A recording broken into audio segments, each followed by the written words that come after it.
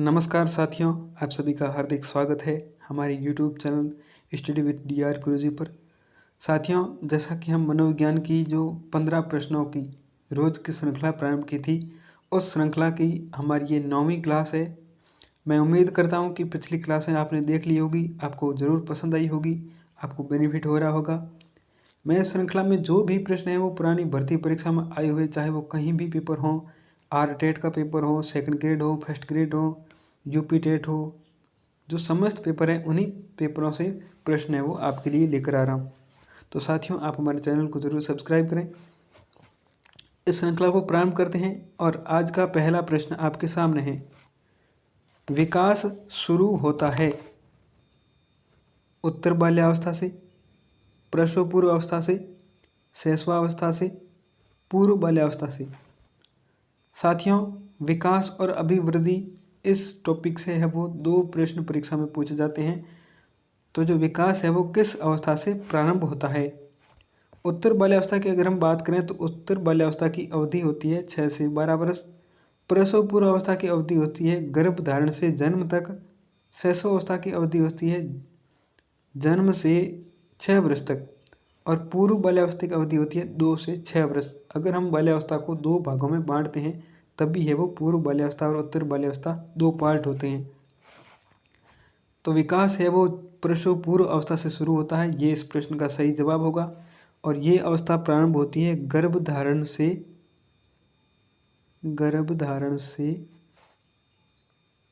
जन्म तक।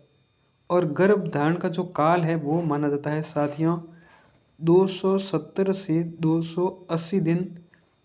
सामान्यतः यही होता है, अधिकतर है वो आपको 280 करना होता है ऑप्शन के हिसाब से। अगर बात करें इस प्रसव पूर्व अवस्था की, इसे हम प्रसूति काल भी कहते हैं। और इस अवस्था को है वो हम 3 भागों में डिवाइड करते हैं। सबसे पहली आती है बीजावस्था। ये सामान्यतः गर्भधारण से 2 सप्ताह तक होती है, ठीक है। उसके बाद में आती है भ्रूणावस्था, और भ्रूणावस्था होती है 2 सप्ताह से 2 माह तक। उसके बाद में आती है गर्भावस्था। गर्भावस्था होती है 2 माह से जन्म तक। और इन तीनों अवस्थाओं में अगर हम बात करें तो भ्रूणावस्था में 3 परतें हैं, उनका निर्माण हो जाती है। और वो 3 परतें हैं एक्टोडर्म, मेसोडर्म, एंडोडर्म। तो इस प्रश्न का सही जवाब ऑप्शन नंबर दूसरा प्रसव पूर्व अवस्था होगा। आगे बढ़ते हैं, अगला प्रश्न आपके सामने है। सबसे अधिक गहन और जटिल समाजीकरण होता है। साथियों, समाजीकरण का मतलब है कि मैंने आपको पहली कक्षाओं में बता चुका हूँ, समाज के रीति रिवाज, परंपराएं, समाज का मान्य व्यवहार। तो ये समाजीकरण गहन और जटिल किस अवस्था में होता है? व्यक्ति के पूरे जीवन में, किशोरावस्था के दौरान, पूर्व बाल्यावस्था के दौरान, प्रौढ़ावस्था के दौरान। तो साथियों, व्यक्ति के पूरे जीवन काल में नहीं हो सकता, क्योंकि जब बालक शैशव अवस्था में होता है वो समाज के नियम परंपराओं को नहीं जानता है, यानी कि उसे अपने भविष्य की जरा भी चिंता नहीं होती है। तो जो इस प्रश्न का सही जवाब ऑप्शन नंबर दूसरा किशोरावस्था होगा। किशोरावस्था में बालक है वो समायोजन नहीं कर पाता है, संवेगात्मक समस्याएं होती है, समाज के विपरीत व्यवहार करता है, असामाजिक व्यवहार करता है।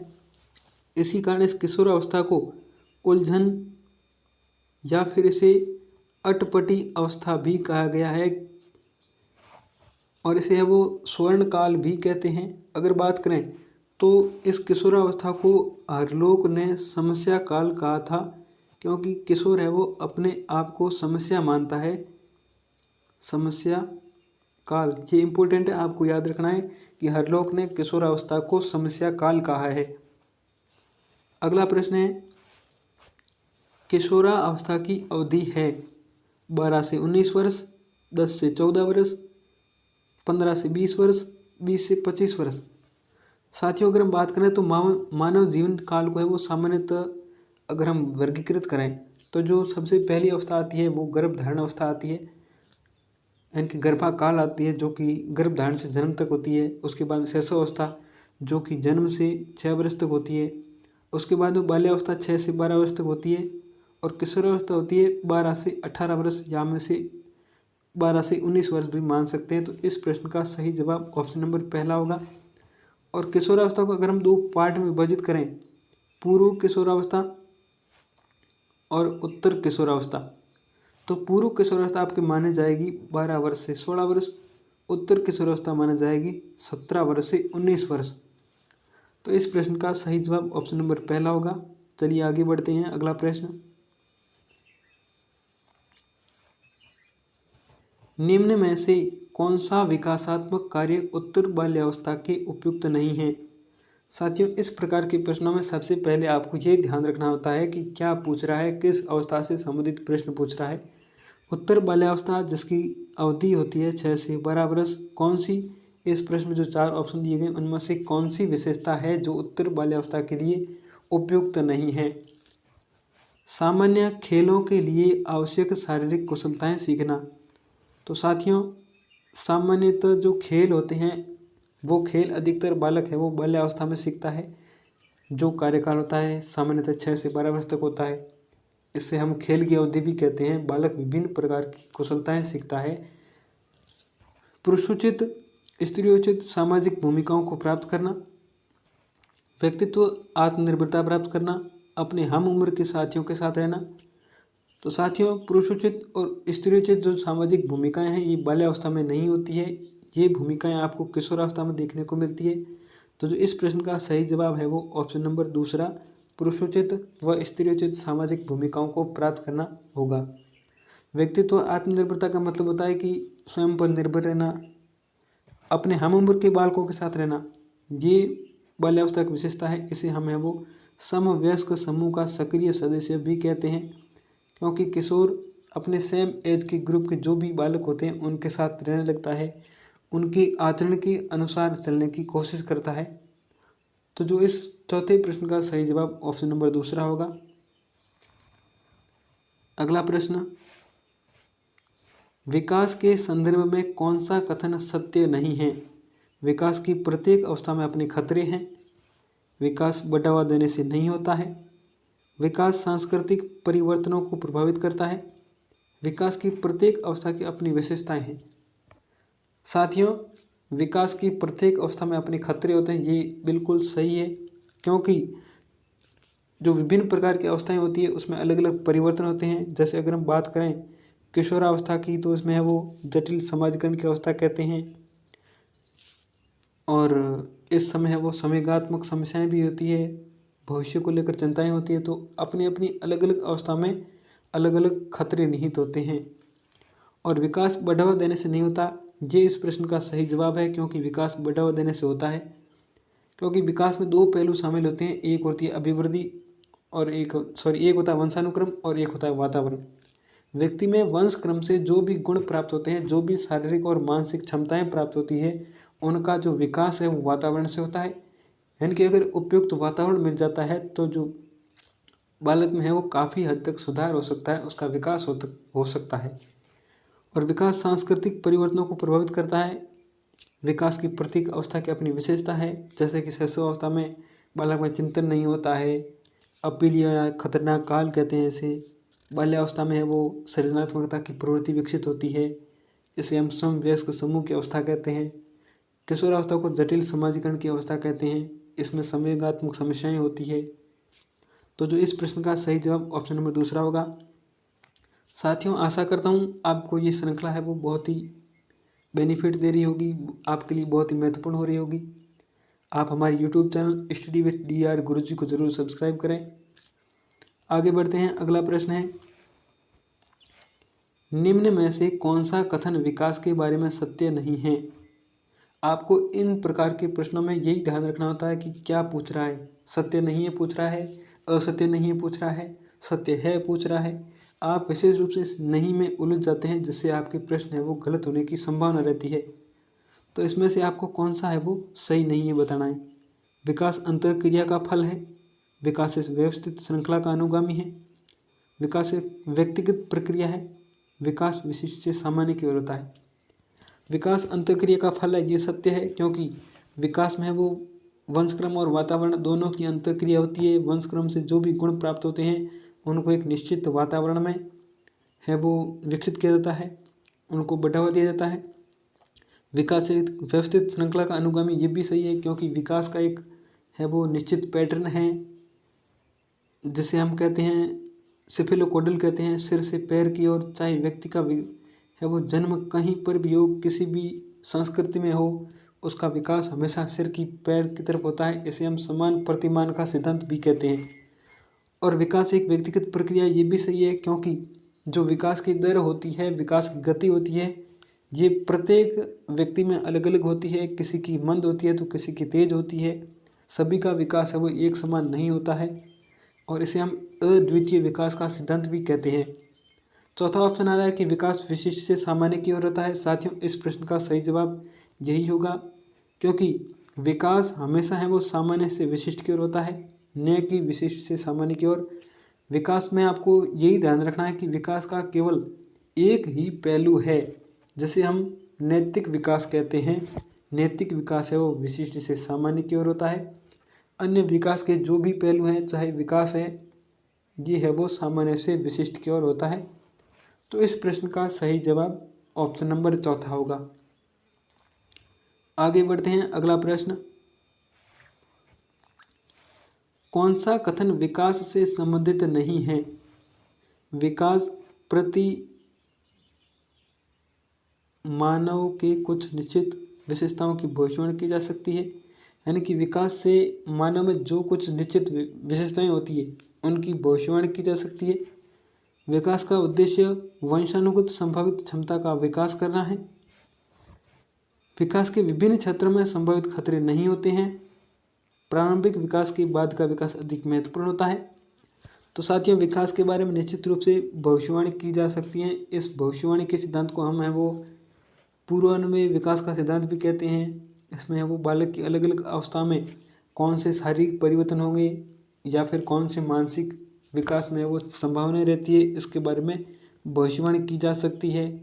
जैसे कि हम कह सकते हैं कि जो शिशु की बाल्यावस्था में 28 दांत आ जाते हैं, लेकिन जो 32 दांत है वो किशोरावस्था में जाकर होते हैं, क्योंकि जो अक्ल दाढ़ है, जिसे हम विजडम टीथ कहते हैं, जो कि 4 होते हैं, इनका विकास है वो किशोरावस्था में होता है। तो विकास की भविष्यवाणी भी की जा सकती है। और विकास का उद्देश्य वंशानुगत संभावित क्षमता का विकास करना, ये भी सही है क्योंकि विकास वंशक्रम और वातावरण का अंतर संबंधों से है वो होता है, तो ये भी सही है। विकास के विभिन्न क्षेत्रों में संभावित खतरे नहीं होते, ये इस प्रश्न का सही जवाब है क्योंकि विकास के विभिन्न क्षेत्रों में संभावित खतरे होते हैं, अलग अलग अवधि में अलग अलग परिवर्तन होते हैं। और प्रारंभिक विकास के बाद का विकास अधिक महत्वपूर्ण होता है, ये भी सही है। आगे बढ़ते हैं, अगला प्रश्न। साथियों, ये प्रश्न आपको देखने में है वो बहुत बड़ा लग रहा है, लेकिन इसका जो सारांश है वो एकदम शॉर्ट है। ये प्रश्न भी पुरानी परीक्षा में पूछा जा चुका है, आपको याद रखना है। विकास का एक अधिनियम है कि विकास प्रतिमान के विभिन्न कालों में खुशी भिन्न भिन्न होती है इस अधिनियम के अनुसार।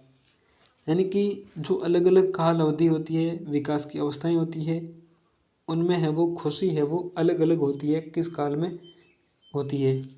जीवन का प्रथम वर्ष सबसे अधिक खुशी का काल है, ये सही है, लेकिन आपको इस प्रकार के प्रश्नों में पहले 4 ऑप्शन पढ़ने होते हैं कि कौन सा ऑप्शन है वो सबसे ज़्यादा बेस्ट है।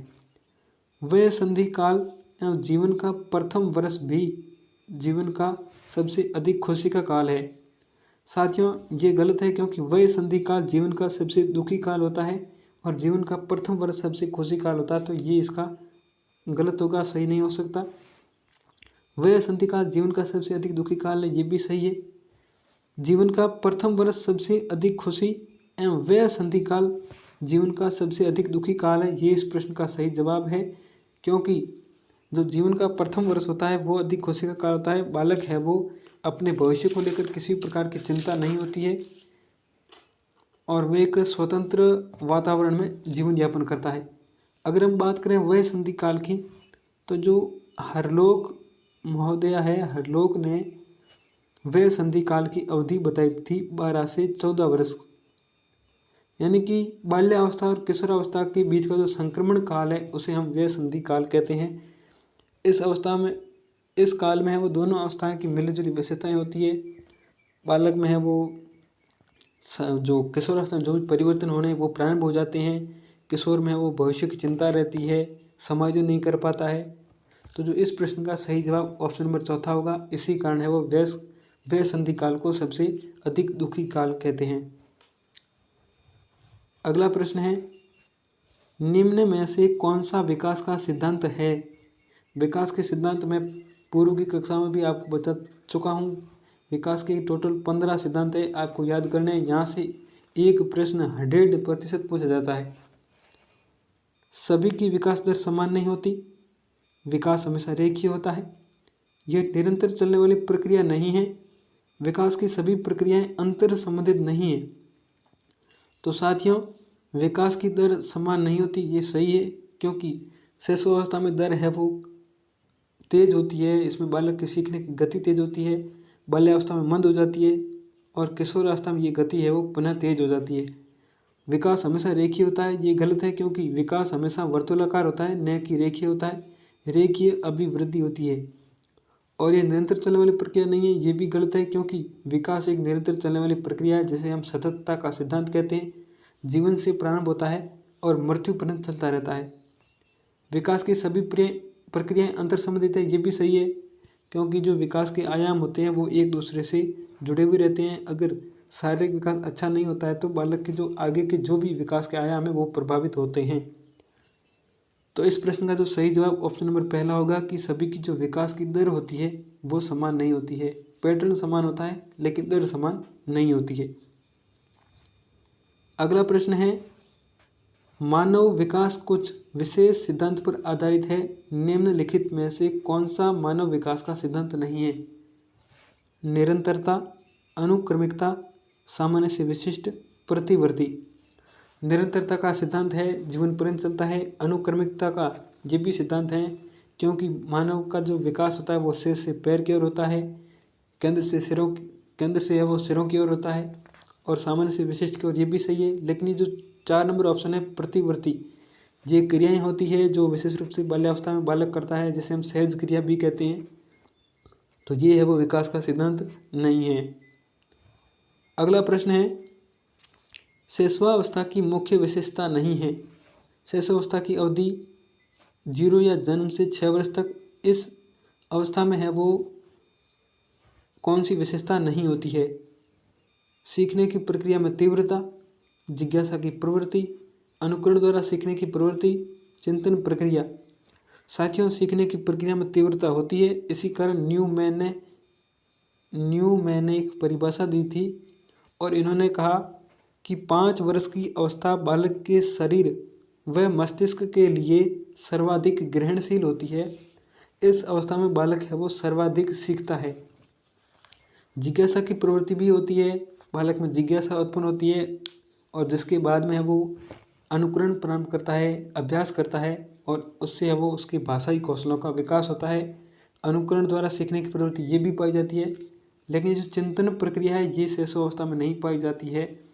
बालक है वो अतार्किक चिंतन करता है, चिंतन नहीं होता है। तो इस प्रश्न का सही जवाब ऑप्शन नंबर चौथा होगा। अगला प्रश्न है, शारीरिक विकास का क्षेत्र है स्नायु मंडल, स्मृति, अभिप्रेरणा, समायोजन।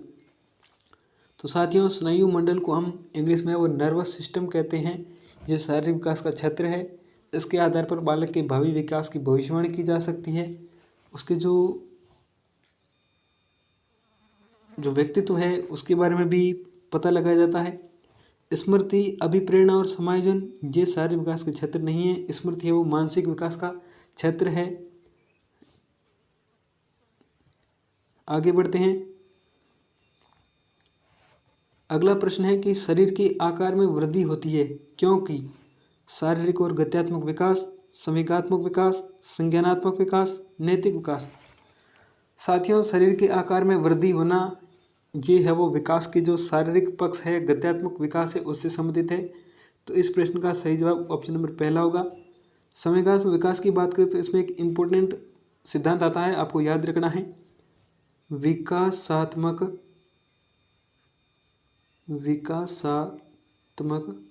सिद्धांत होता है, और ये सिद्धांत है वो 1932 में ब्रिजेज ने दिया था। और ब्रिजेश ने ये बताया था कि बालक में जन्म के समय केवल उत्तेजना होती है, लेकिन वो उसके बाद में है वो 2 वर्ष तक सभी संवेगों का विकास हो जाता है। नैतिक विकास का सिद्धांत कोहलबर्ग ने दिया था। इन्होंने 10 से 16 वर्ष के बच्चों पर प्रयोग किए थे और इन्होंने इस सिद्धांत में 3 स्तर और 6 अवस्थाएं बताई थी। संज्ञानात्मक विकास सिद्धांत जीन पियाजे से संबंधित है।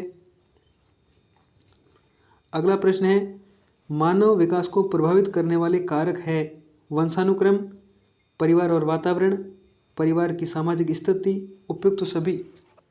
तो साथियों, मानव विकास के प्रभावित करने वाले कारकों में ये सभी कारक है। इस प्रश्न का सही जवाब ऑप्शन नंबर चौथा होगा।